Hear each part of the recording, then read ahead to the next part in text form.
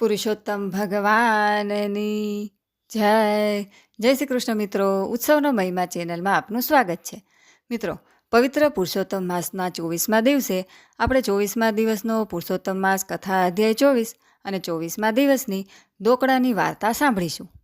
અધ્યાય 24 આ મુજબ છે.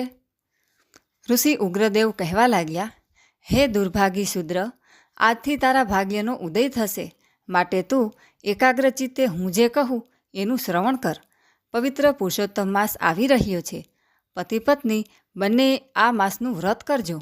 નિત્ય એક દીવો કરજો. શક્તિ ન હોય તો ઈંગોળિયાના તેલનો દીવો કરજો. જંગલમાં ઈંગોળી ઘણી મળશે. પતિ પત્ની સંકલ્પ નિયમ સાથે બ્રહ્મચર્ય પાળજો અને સાંજે શુદ્ધ ભોજન કરી પ્રભુનું સ્મરણ કરી એક દીવો કરજો. દીપદાનના પુણ્ય પ્રભાવે તમારા તમામ દુઃખ દૂર થશે. કોઈ પણ પુણ્ય કર્મ પુરુષોત્તમ માસના 16મા ભાગનું પણ ફળ આપતું નથી. આ દીપદાનથી ધન, ધાન્ય, પશુ, પુત્ર, કીર્તિ, યશની પ્રાપ્તિ થાય છે. કુમારિકા યોગ્ય પતિ, સૌભાગ્યવતી અખંડ સૌભાગ્ય, રોગી આરોગ્ય, દુઃખી સુખ, સંતાનહીન સંતાન, વિધવા તથા તપસ્વી મોક્ષ પ્રાપ્ત કરી શકે છે. એવો આ વ્રતનો પાવન મહિમા છે. અગત્ય ઋષિ કહી રહ્યા છે, હે રાજન, શુભ આશીર્વાદ આપી ઉગ્રદેવ મુનિ પ્રયાગ સીધાવ્યા. અહીં પાવન પુરુષોત્તમ માસ આવતા શુદ્ર અને તેની પત્નીએ વ્રત કર્યું. સંકલ્પ કરી અને ઈંગોળિયાના તેલનો દીપ પ્રગટાવ્યો. વ્રત પૂર્ણ થતાં પ્રાપ્ત કરેલ પુણ્ય પ્રભાવે પતિ પત્ની બંને સદેહે સ્વર્ગે સીધાવ્યા. સ્વર્ગનું સુખ ભોગવી પાછા પૃથ્વી પર અવતર્યા. મણિગ્રીવ શુદ્રનો બીજો જન્મ તું છે અને એની પત્ની એ તારી રાણી ચંદ્રકલા છે. અગત્ય ઋષિ કહે છે, હે રાજન, હું અહીં તારા પૂર્વજન્મનો વૃત્તાંત સંભળાવવા જ આવ્યો હતો. મારા માટે આ રાજ નકામું છે. તેથી તમે સુખે રાજ ભોગવો, દાન ધર્મ કરો અને નીતિ ધર્મથી જીવન પૂર્ણ કરો. આટલું કહી અને અગત્ય ઋષિ પોતાના આશ્રમે સીધાવ્યા. પુરુષોત્તમ માસ અધ્યાય 24 સમાપ્ત. બોલો પુરુષોત્તમ ભગવાનની જય. હવે આપણે પુરુષોત્તમ માસના 24મા દિવસની દોકડાની વાર્તા સાંભળીશું. નવાનગર નામનું એક ગામ. ગામમાં એક વિધવા બ્રાહ્મણી રહે. એને એક દીકરો. મા દીકરો ઘણા ભાવિક, જે મળે એ સંતોષથી ખાય. દીકરો ગામમાં લોટ માંગવા જાય. વાર તહેવારે સીધું મળે. પાય પૈસો દક્ષિણા મળે અને મા દીકરાનું ગાડું ગબડે. એમ કરતાં પવિત્ર પુરુષોત્તમ માસ આવ્યો. બ્રાહ્મણીએ વ્રતનો સંકલ્પ કર્યો. રોજ નદીએ નાહવા જાય, વાર્તા સાંભળે અને એકટાણા કરે. બ્રાહ્મણીની ઈચ્છા એવી હતી કે દીકરો પણ આ વ્રત કરે તો સારું, પણ દીકરો તો લોટ માંગવામાંથી ઊંચો ન આવે. બ્રાહ્મણીએ બહુ સમજાવ્યો, ત્યારે દીકરો નદીએ નાહવા જવા તૈયાર થયો. છેલ્લા 5 દિવસ બાકી હતા. માનું મન રાખવા દીકરો બ્રહ્મ મુહૂર્તે ઉઠી અને પહોંચી ગયો નદીએ. ડૂબકી ખાઈ અને નીકળ્યો બહાર. ભીના કપડે ઘેર આવવા નીકળ્યો. ટાઢ ઘણી હતી એટલે દાંત કકડે. દીકરો તો પુરુષોત્તમ પ્રભુનું નામ લેતો જાય. રસ્તામાં જીર્ણ શીર્ણ શિવાલય આવ્યું. દીકરાએ વિચાર કર્યો કે મા કચકચ કરશે, માટે લાવ શંકર ભગવાનને જળ ચડાવતો જાઉં. છોકરો તો ગયો શિવાલયમાં. જઈને જોયું તો શિવ પાર્વતીજી સોગઠા બાજી રમે છે. રમતનો રંગ જામ્યો છે. ત્યાં જ શિવ બોલી ઉઠ્યા કે હું જીત્યો. પાર્વતી કહે હું જીતી. બંને રકઝક કરવા લાગ્યા. ત્યાં જ શિવની નજર છોકરા પર પડી. શિવે છોકરાને બોલાવીને પૂછ્યું કે બટુક, સાચું બોલ, કોણ જીત્યું? બટુક ઘણો ચાલાક હતો. એણે વિચાર કર્યો કે સ્ત્રી માત્રને પ્રશંસા ગમે છે, માટે માતાજી જીત્યા એમ કહું તો મને ઇનામ મળે અને દારિદ્ર્ય દૂર થાય. બટુક તો બોલ્યો કે માતાજી જીત્યા અને પિતાજી હાર્યા. પાર્વતીએ ખુશ થઈ અને બટુકને 2 મહામૂલા રત્ન આપ્યા. બટુક તો રાજીના રેડ થઈ ગયો. રત્ન લઈ અને દોડ્યો ઘર તરફ. રસ્તામાં નદી આવી. લોટો ભરવા વાંકો વળ્યો ત્યાં તો બંને રત્ન પાણીમાં પડી ગયા.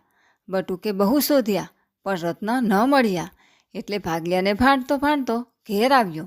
ઘેર જઈ માને વાત કરી ત્યારે મા બોલી કે દીકરા, અકર્મ્યાનો દળિયો કાઢો, ભાગ્યમાં હોય તો જ ભોગવાય, માટે અફસોસ ન કર. બીજા દિવસે પણ એવું જ બન્યું. બીજા દિવસે પણ બટુક બોલ્યો માતાજી જીત્યા.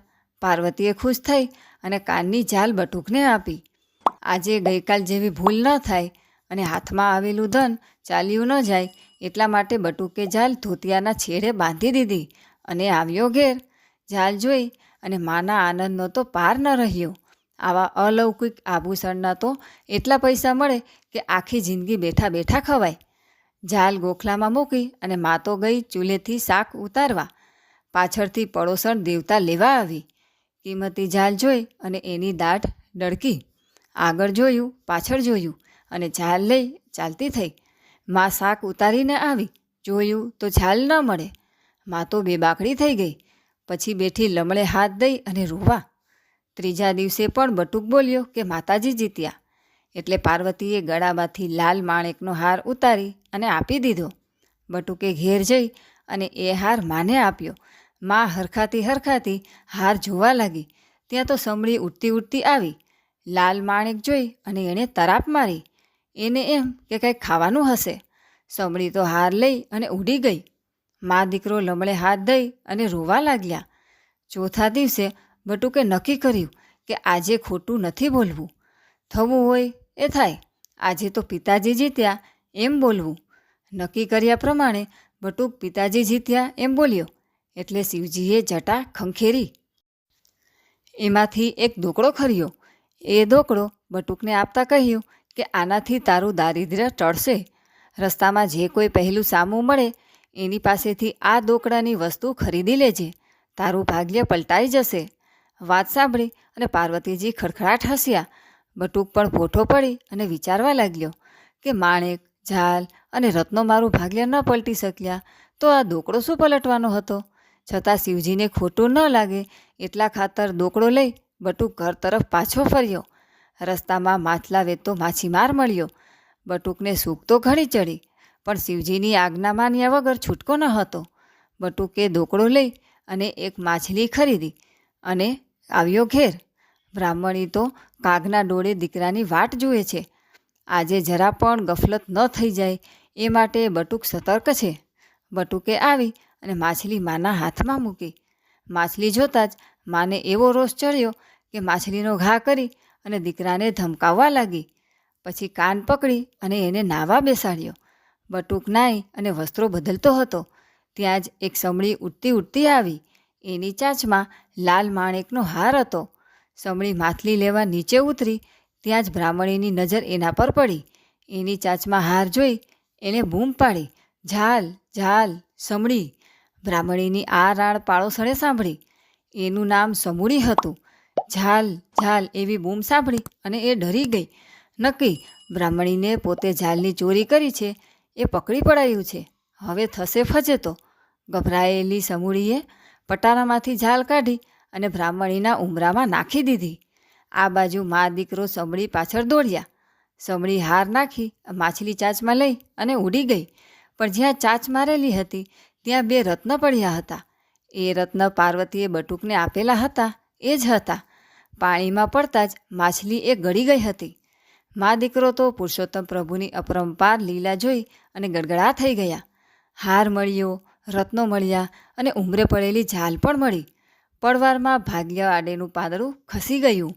બ્રાહ્મણીએ ધામધૂમથી વ્રત ઉજવ્યું અને મળેલું ધન સત્કાર્યમાં વાપરી અને જીવનના અંતે વૈકુંઠ પામી. પ્રભુ કૃપાથી પડવરમાં પલટાય વિધિના લેખ. રત્ન માણેક હાર પડી રહ્યા, દોકડાએ મારી મેખ. હે પુરુષોત્તમ પ્રભુ, તમે જેવા બ્રાહ્મણી બટુકને ફળ્યા એવા સર્વને ફળજો. મિત્રો, આજે આપણે અધિક શ્રાવણ વદ નોમનો 24મો અધ્યાય અને 24મા દિવસની દોકડાની વાર્તા સાંભળી. વિડીયો પસંદ આવે તો લાઇક તથા શેર જરૂરથી કરજો. અને અમારી ચેનલ જો તમે પહેલીવાર જોઈ રહ્યા હોય તો સબસ્ક્રાઈબ કરવાનું ભૂલશો નહીં. સર્વે ભક્તોને મારા જય શ્રી કૃષ્ણ.